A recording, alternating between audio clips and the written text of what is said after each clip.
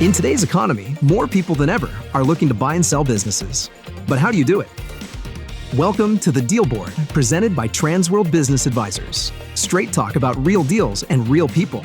Listen to stories, interviews, and expert advice to help your business sale, merger, or acquisition process. Now, here are your business exit experts, Andy and JT.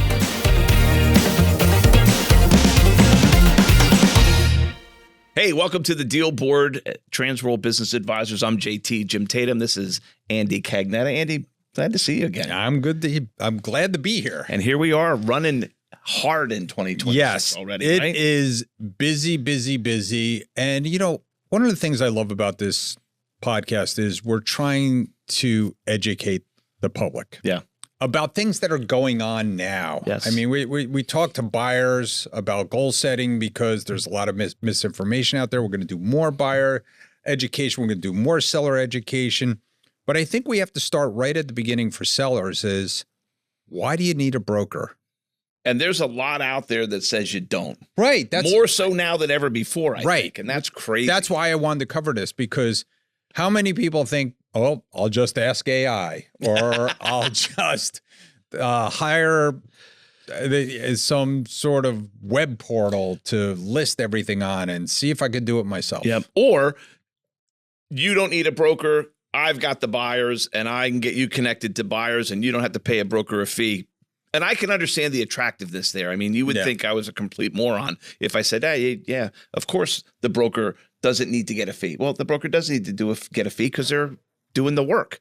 But there's a lot out there now that says you don't even need a broker. Just contact me because I got pre-qualified buyers, pre-screened buyers. I got to ask you a question if you're a seller, right? Right. Who has your interest at heart in that scenario? Not the buyer. No, because that person that's connecting you to those buyers is being paid by those buyers. So understand that. And they're going to do everything that they can to make sure the buyer gets the best possible deal without thinking a lick about you. And what we always tell people, sellers, is if you have one buyer, that means the buyer has you. That's right. That's right. So let's get multiple people to the party here. And let's make sure we go through these 6 specific steps to make sure that you understand what value does having an advisor, a broker on your side, really bring you. Yeah. And we'll start off with number 1, like you just said. If you have one buyer, the buyer has you because you haven't properly exposed the deal to the marketplace. Because many of you as sellers are going to get a call or a letter in the mail that says, hey, you ever thought about selling your business? Yeah. And then you might say, yeah, I'd be willing to sell. In fact, those people who are just coming out of the new year, you've spent time at home with your family, you relaxed a little bit, and you're thinking, hey, what am I going to do with this thing? Maybe you had dinner with the kids and they're like, yeah, Dad, Mom, I'm going in this different direction. Right. I don't want to take on the business. And you're like, what do I do with this thing? Yeah. Earlier in 2025, one of our agents actually met with a seller who had been in business for over 30 years, 75 years old, had a business, electrical contractor. She happened to connect with him through some marketing. And he said, do you really think I can sell it? He sold it for $500,000 3 months later because he had a broker representing him. Yes. That's the value. And there are buyers out there.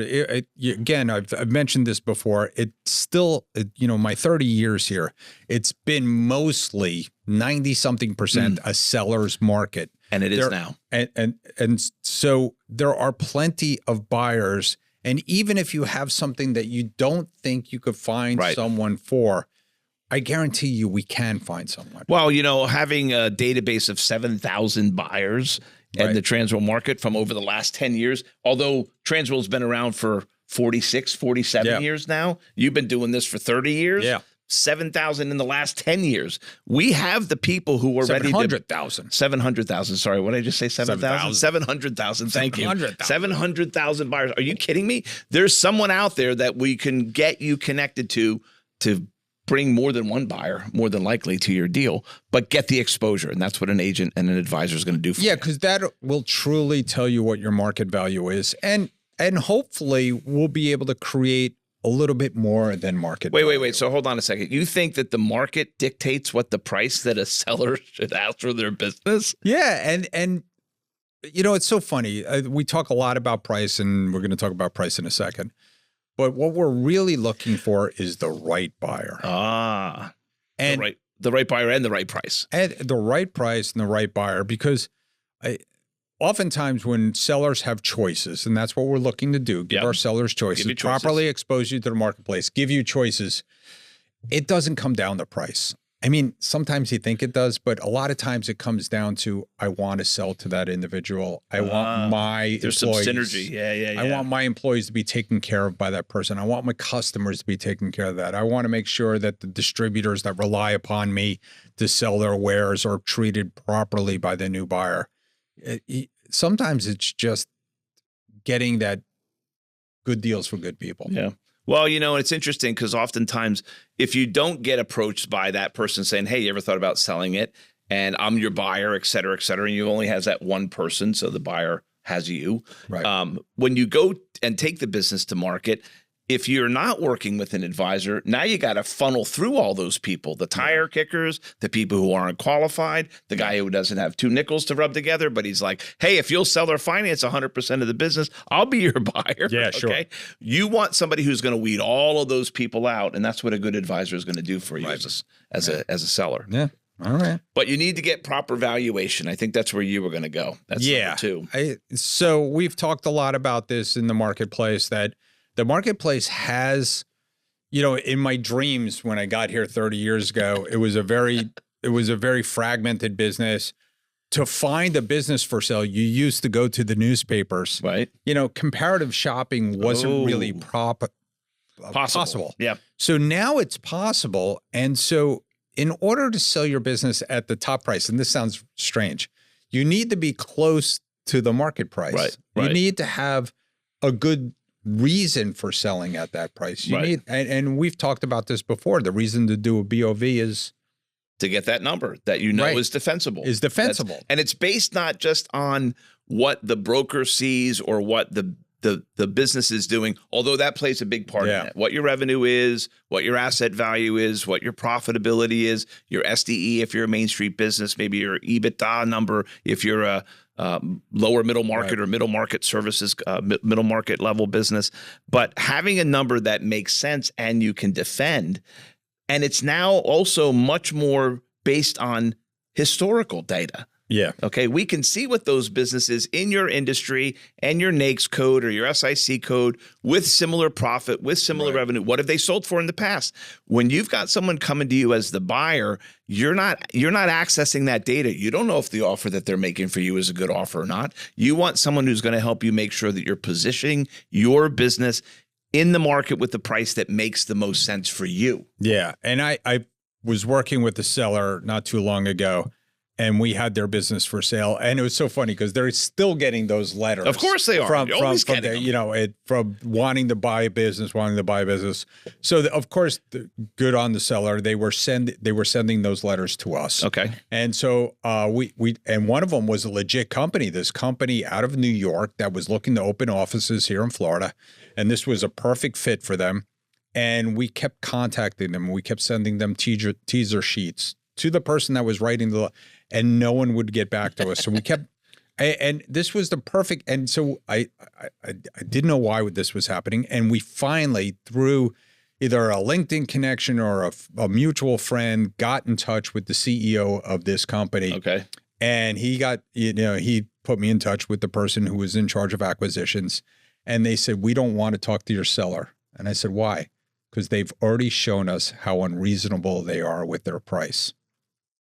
So because the seller insisted on going to market with a high price, this buyer was already turned off. It set the tone, a bad tone. That hurts. Yep. You alienated them. Alienated by not having a proper valuation and not being defensible. Right.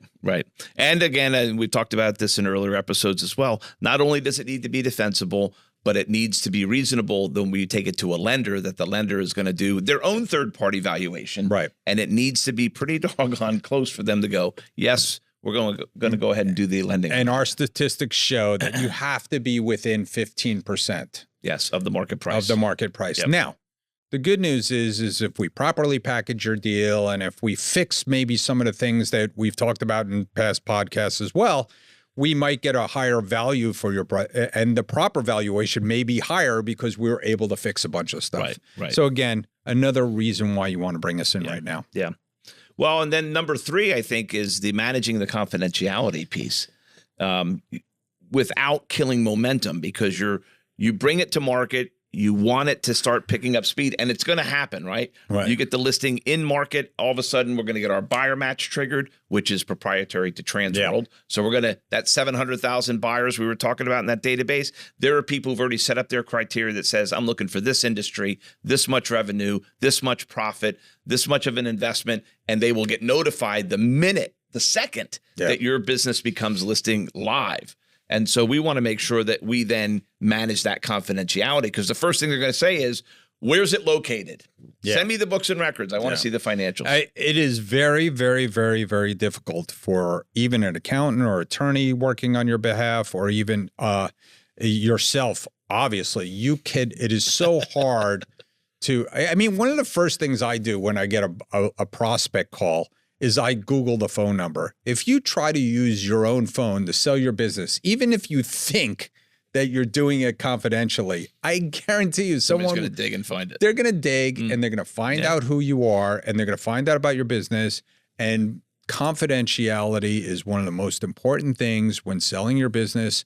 It could not only kill the momentum, but it could hurt the value of your business. It could hurt your supply chain. It could hurt. So hold on. Well, how could it hurt the value of the business? Like, what might happen? Well, I mean, first of all, if people find out that your business is for sale, an employee can leave. Oh, those people. Or you're not talking about the people who were the buyer. You're talking about other people who could find out. Well, yeah. And your competitors can find out, and they can start bad-mouthing you. They could be telling other people, don't go to Johnny. He's going out of business. I heard he's for sale. I heard Things aren't doing so great. I'm not going to want to. Yeah, it's not good. What would happen if customers found out? That they might choose something else, and employees. Yeah, or vendors. Or vendors. Who think, oh, I better put that guy now you're on COD. Exactly. We're thinking the same way. Exactly. What's going to happen? They're like, oh, he's going out of business. Yeah, so, and there are ways, even if confidentiality is breached at Transworld, if you're at Transworld, here's the good news. We turn businesses into franchises. Right. So you could say, oh, yeah, we're turning this business into a franchise. They're trying to sell our first location. Right. Do you have $250,000 in your pocket? Because we're ready to sell. And then those people go away. That's right. That's right. Confidentiality is key. Yeah. So when you get solicited by somebody else, they may or may not be maintaining confidentiality. Yeah. Okay. One of the first moves we're going to make when we're dealing with a buyer is to get a confidentiality agreement signed from them. Do you have one of those already? Most sellers wouldn't. And if somebody's bringing you a buyer without having that done, that means you could be putting information in their hands. They're immediately going to be asking you for financials, et cetera, et cetera. And you start just giving that out willy-nilly, and a lot of people are going to know. Yeah, I've seen sellers that are trying to sell themselves send out an NDA with their own business name on it. It doesn't make sense. You just told them who you were. Yeah. So it's not good. No. All right. So then number 4, you got to negotiate the deal, the structure. But you said earlier, it may not just be the price that matters most. I have to say, like, out of 100% of the sales, I would say 80% of it is not price. I mean, of course, prices is important and you want the most money for your business. But for a few things, number one, you want the most money for your business and eventually get paid it. Right. So if you get with a bad buyer and they have some sort of seller note, or the wrong buyer, or you get with a company that's big and powerful, they might not pay you, or they might find ways to not pay you after the deal or hurt you after the deal. And then structure is very important. When do you do certain things? When do you let confidential information out? When do you what kind of prorations are there to cause you tax issues? I mean, all kinds of things that go into structure. So let's dig in just a little bit there. So when you say the structure, you're not just talking about the deal structure itself, but you're talking about the structure of the process as well. There's 2 different things happening there. Yeah. I want 120-day exclusive and 6-month due diligence period. Right. I mean, well, you take it off the market, you can't talk to anybody else about it, and then at the end of 6 months, I might decide this isn't for me, and you just lost 7 or 8 months. Right. And where your head is already on your worldwide cruise, right? Because you think I've sold this, and you're not ordering your next boatload of items from China, or and you're trying to save money. Up. I mean, negotiations is a lot of what we do. Yeah. And we've been through enough transactions to know what's even things that are normal, like, like sellers, you have to stay, we want you to work for 3 years for no pay. I mean, that's not usual. Reasonable. Yeah. Right. And very unreasonable. So what I think I hear you saying also is not just the structure of the process, but even the structure of the deal, because if somebody does want a seller note, are there the right things put in place? Are there, protections put in place? Is personal there a guarantee? Are there liens and UCC ones filed, et cetera, et cetera? Yeah. Again, as a seller, you might not know how to do all that stuff. A good attorney would help you do that, but that's part of the deal team that we want to help you assemble in getting the business to market and getting it sold. Right. Yeah. Guiding sellers through the due diligence and the buyer scrutiny. Yeah. I mean, so once you have a deal, we always tell people, having a deal is like getting a fish on the line, and it's 100 yards down in the deep in the sea, abyss. And it's about 500 yards off the boat, and you got one single little hook in its mouth. Yep. And now your job is to get it in the boat, and hopefully the barracudas and the sharks don't hit it on the way in. Yeah. So guiding you through that due diligence and buyer scrutiny and accounting scrutiny, their CPAs and their attorney scrutiny and the legal issues, and the banking issues, just making sure we have the right players in place. And if we have a wrong player, we can call it out. If there's things like, all of a sudden the seller, the buyer says, I want the seller to guarantee me a certain level of sales for 10 years. Something ridiculous. Right. But we've seen all kinds of things. People ask all kinds of crazy stuff. Yeah. All kinds of crazy stuff. I want the buyer to put up their house and their, vacation home as well. And, if they get an SBA loan, the government might require it, but depending on the percentage of ownership. But, that's right. It's not going to happen with this. There's things that are outside the usual. Well, and just for the seller to realize, these are questions that your buyer is going to need answered, okay? And they're going to have a team of professionals on their side, depending on the size of your deal. If it's a Main Street deal, they may have one accountant and their attorney. If it's a middle market or an M&A deal, they're going to have a team of attorneys and a team of forensic accounting, and they're going to do a quality of earnings review. If you're not a seller working with an advisor, you're not going to be prepared for that. And guess what? You're not working. And guess what else? You're not working your business. You're not working your business. That's right. And what happens with these? We're talking about some of these deals, especially the middle market deals. We're talking about hundreds and hundreds of pages of documents. Oh yeah. Stacks. And not that we're negotiating them for you, but we're running roughshod to make sure that things are moving along. And we're getting you through that due diligence process. We're running interference for you. That's right. Yeah. And we'll be able to prepare you up front. Hey, these are the things that they're typically going to be asking for. Right. So let's get them now. Yeah. And let's review them and make sure that we're prepared, because once you get the offer, that's not the time to start now assembling everything that you need for due diligence. That needs to be well done in advance and stored in the data room. And it's it's kind of keeping your spirits up too, because you don't know when you're at the end. I'm working a deal right now that's been going on for months, and we had some issues with the with the government shutdown and things like that. And the seller's like, I don't think I could do another 3 months of this. I'm like, 3 months? We should be 2 weeks away. Mm-hmm. Don't worry about it. We're there. You're the dealer of hope at that point. Yeah, we're the dealer of hope. We're getting through this. So you're the dealer of hope because you're helping them because they're in the middle of DF. Right.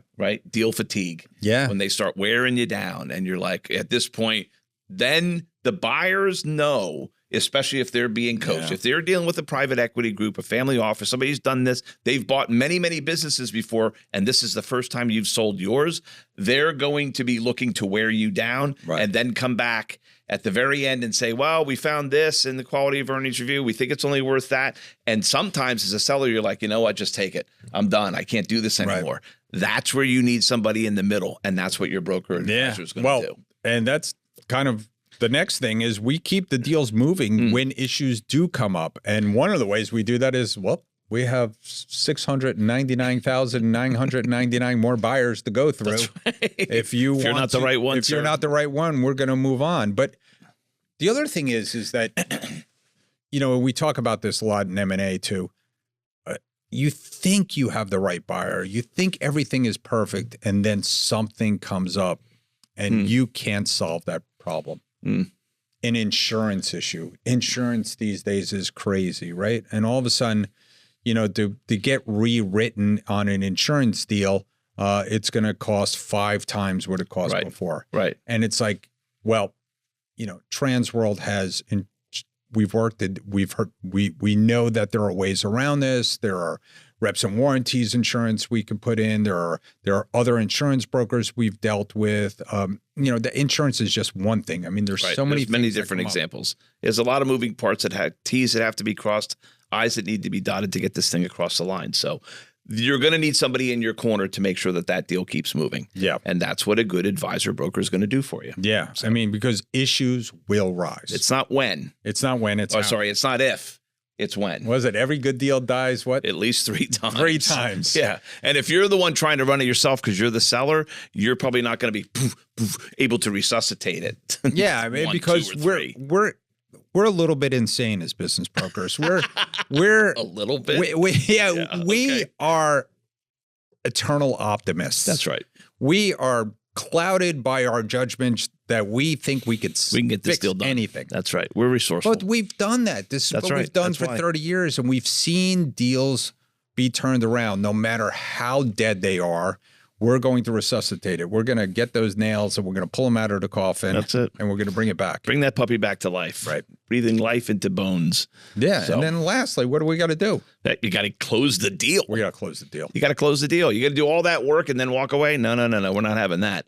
So having a good advisor on your side is going to get that thing across the line. And even that, we got to make sure that training gets done, and we make sure that the buyers are happy, because we don't want anybody retrading or bringing out issues post-deal as well. And especially if you're a seller and you've got some kind of seller financing in there, you need to make sure that training and transition period goes smoothly, because you're still waiting on money afterwards. It's part of the contract, folks. So let's make sure you perform on that part too. So there's 7 things there. That's right. To make sure you understand the value that a good business advisor and a good broker is going to bring to you. I can't tell you how many times that we get the note saying, or the Google review that says, this deal never would have happened if it wasn't for. That's right. Yeah.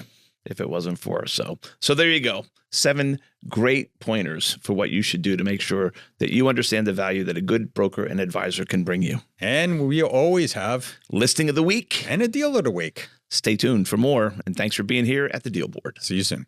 Hey, Andy, do you know what time it is? What time? It's time for Deal of the Week. Ring the bell. This is Transworld Business Advisor Andrew Philman. I am bringing a deal here to the Deal Board podcast. This is my first deal as a Transworld Business Advisor. Huge shout out to the training team. There was a huge conflict of interest between seller and buyer. Most buyers within this industry that inquired were looking for an owner absentee environment. What the actual situation was is the owner was there working the business most of the week. So what this meant was there was a very hard time for me to convince maybe a buyer that he could change some things around. At the end of the day, there was one buyer that came in, they offered $10,000, $55,000 below asking. The asking price at this point was $65,000. What I did is I took this offer to the actual seller, worked the seller up to $30,000, and I took a look at the financials. When I saw that the business was profiting twice as much in terms of gross sales 2 years before, today, looking at these numbers at that point in time, within the next 5 months, they would have only made $17,000, which is half of this offer. So I said, do you want to save the time, trouble? You're already, becoming less and less profitable as months go on. Hours at this point are very, very low. It really made sense for the seller to make this decision because he wanted to save himself the time, save himself the trouble. He's moving into a new opportunity, which is what this is all about. And not only was it a very nice process, the buyer was very confident. Buyer had plans. Buyer wanted to make the right decision for herself. So it ended up working out very well for both parties.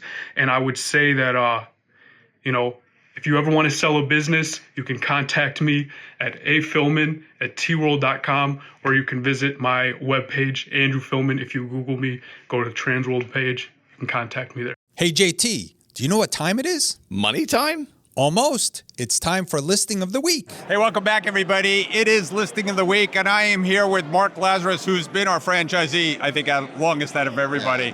So he is from New Jersey, northern New Jersey, and does a great job for us. And Mark, you have an interesting business. It's a temporary help business? Right, it's a security business that they've got. They have ex-police, and they have some with that are armed, some are not armed. Right. And they're in municipal buildings, schools, etc. It's a healthy business. Been around over 20 years. 2 ex-policemen started it. They both got injured, and they're doing about 12 million top line revenue. Nice. About $1 million EBITDA. Have a lot of receivables. So with receivables included in the deal, we have it priced at $4.4 million. Right. Sounds like a great deal. I know security has been a very big business recently. I know because I'm involved in some security businesses in South Florida, and it's hard to get them, and the rates are going up, so I'm sure the profits are going up. Yeah, it's been, every year they have year-over-year growth. Right. All right. It's an interesting business, very successful. Very successful business by Mark in northern New Jersey. Mark, what's the best way to get in touch with you? Cell phone 201-370-9600, or my email address, just my initials, ml@tworld.com. Thanks, Mark. Appreciate it. Okay, thank you. Thanks for tuning in to the show today. If you like the podcast, share it with your friends on social media. And don't forget to subscribe and leave us a review on your favorite podcasting app. If you have questions, would like to appear, or have suggestions for topics for the show, get in contact with us through our website, thedealboardpodcast.com.